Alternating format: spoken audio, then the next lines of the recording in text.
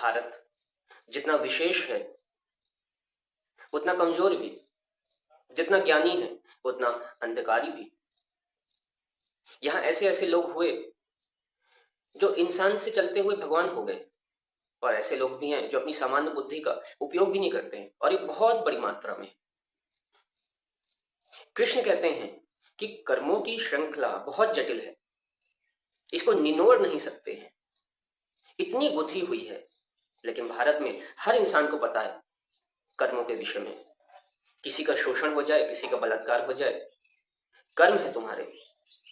कोई गड्ढा है सड़क में और उस गड्ढे की वजह से दुर्घटना हो जाए, उसके कर्म है। कोई नशे में आके किसी को गाड़ी से ठोक दे या चढ़ा दे तो उसके कर्म है।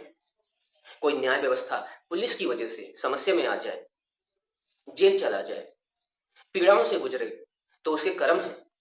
तो हमें कर्मों के विषय में सब पता है। हम जानते हैं कि ये व्यक्ति दुख झेल रहा है तो इसके कर्म है। ये बहुत बड़ी समस्या है इस देश की।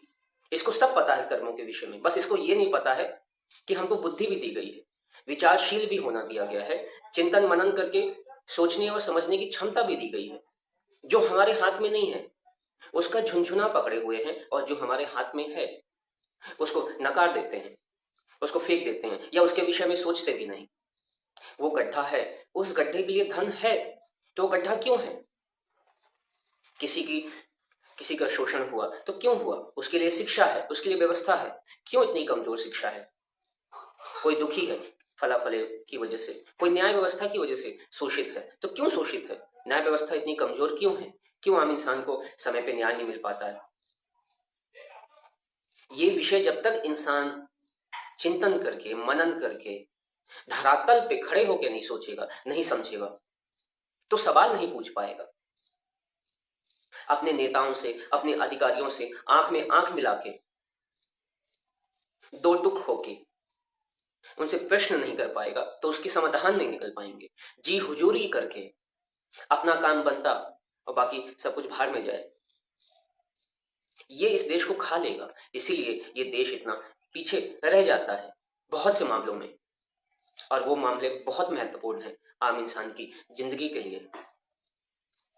तो कर्मों को ना जाने, कर्मों की श्रृंखला को जानने की कोशिश ना करें। जो आपके हाथ में है 100% उसको करने की कोशिश करें, 100% उसमें अपनी जान लगा दें। फिर जो आप हो वो हो, जो ना हो वो ना हो। लेकिन हम 100% कहाँ करते हैं?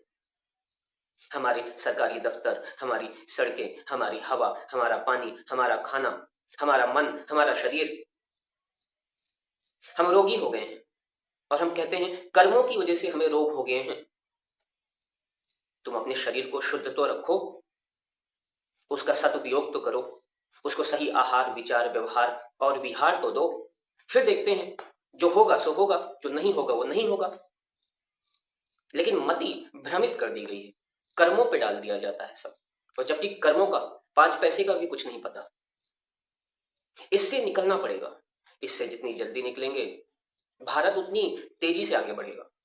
ये बहुत बुरी आदत है और ये बहुत बुरी सूचना भी समाज के लिए कि हम पिछड़े हैं, क्योंकि हम अपनी चीजें अपने हाथ पे नहीं लेते हैं, कर्मों में ढकेल देते हैं, जाति पाति पे ढकेल देते हैं, संप्रदाय में ढकेल देते हैं, महिला पुरुष में ढकेल देते हैं, SC ST ऊंचा नीचा में ढकेल देते हैं।